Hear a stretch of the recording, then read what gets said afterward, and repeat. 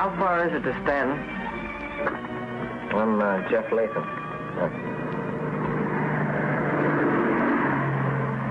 You, got anybody waiting for you in Stanton? How long did you say you worked in Dinah? A couple of years off and on. Well, look, kid, I need a helper. How'd you like a job right here? Full condiments wages. All the grub you can eat. You like to save on room rent? Got a folding cot in the back room. Well, is it a deal? Okay. Listen, I got some papers here. I got my Army discharge. Ah, forget it, kid. Put them away. I go by faces. You're hired. Okay.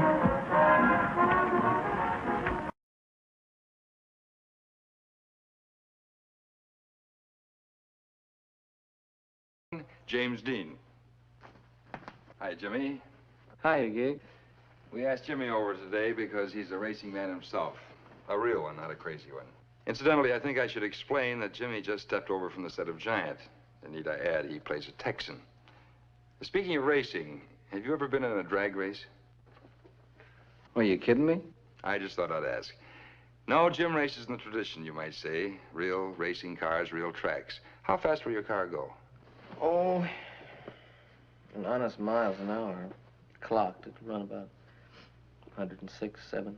You've won a few races, haven't you? Oh, one or two. Good point. I used to fly around quite a bit, you know. I took a lot of unnecessary chances on the highways. And I started racing, and now I drive on the highways. I'm extra cautious, because no one knows what they're doing. Half the time, you don't know what this guy's going to do with that one. On a track, there are a lot of men who spend a lot of time developing rules and ways of safety. And I find myself being very cautious on the highway. I don't have the urge to speed on the highway. People say racing is dangerous, but I'll take my chances on the track any day than on a highway. Well, Gig, I think I'd better take off. Oh, wait a minute, Jimmy. One more question. Do you have any special advice for the young people who drive?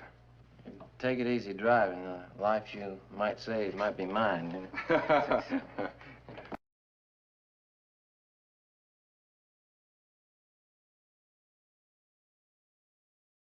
Nice to see you. Nice to be here, John, and nice of you to have me here after, a little more than 2 months unemployment. That's right. How does it feel to be away from Sacramento? Well, it's doing what I'm doing. I wanted to for a long time. It's very exciting, and there's mixed emotions when you step down. There's always things that you had left undone that you'd like to have done, but then all of a sudden the curtain's pulled and that chapter's over, and somebody else takes over. Yeah.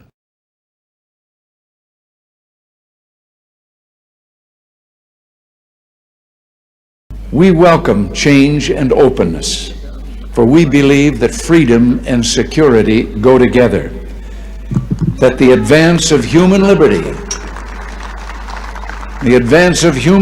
can only strengthen the cause of world peace. There is one sign the Soviets can make that would be unmistakable, that would advance dramatically the cause of freedom and peace. General Secretary Gorbachev, if you seek peace, if you seek prosperity for the Soviet Union and Eastern Europe, if you seek liberalization, come here to this gate. Mr. Gorbachev, open this gate.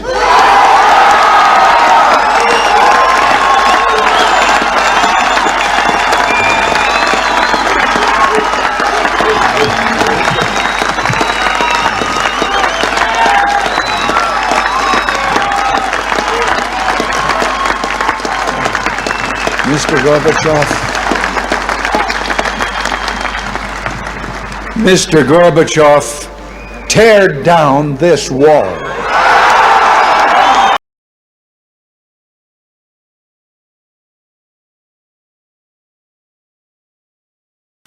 I've just returned from the 8th Air Force, commanded by General Akers, flying with men who were aviation cadets only a few months ago. All I can say is, I can never hope to be in better company. Those boys can take it. And don't think they aren't dishing it out, too. Any kid who can handle himself, and he doesn't have to be an all-American to get into good shape, and who has a few brains, ought to be smart enough to find out how to become an aviation cadet.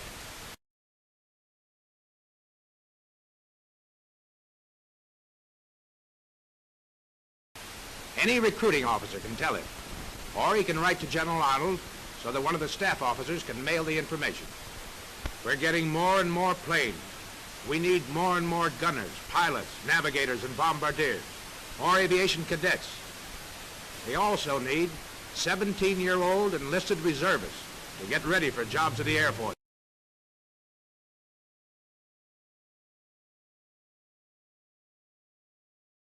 I like him. The man's got it made, got everything. He often did this by picking fights. He said, I think Donald Trump is an artful liar. I think he is a greedy, vicious, and arrogant man. Well, I don't know, is that supposed to be a compliment or not? I'm not sure. He waged a years-long battle with New York City Mayor Ed Koch. I hope that New York City has a different mayor at some point, because I think Ed Koch is a total disaster. He's been a very bad mayor for the city. I never really know. I think I'm pretty outspoken, and that's not probably a good thing in terms of a politician, but it's a good thing if you ever got elected, you can really do a job. Now, even back in the 80s, many found Trump's over-the-top personality distasteful. I believe that perhaps I'm portrayed differently than I actually am. I believe I'm portrayed in a rougher sense than the actual product. And I hope that's true, because I hope the actual product is a lot more mellow than the portrayal.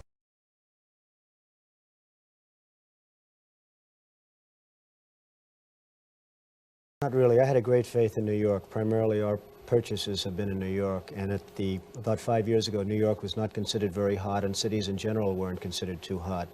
And we purchased the old Commodore Hotel, and we've reconverted that now into about $110 million Grand Hyatt Hotel, which is opening up next week in New York City. And we've made some other purchases that have been fine. Is that your general advice to people who are interested in real estate investment, though? Look to the inner cities, look to old buildings and doing something with them? Well, I like the inner cities. I see the inner cities as being sort of a wave of the future now. I think with the problems of fuel and the gasoline shortages and everything else, and the transportation, especially in the major cities such as New York and Los Angeles and Chicago, I see the inner cities as being probably, in terms of a real estate or in a real estate sense, probably the most viable investments.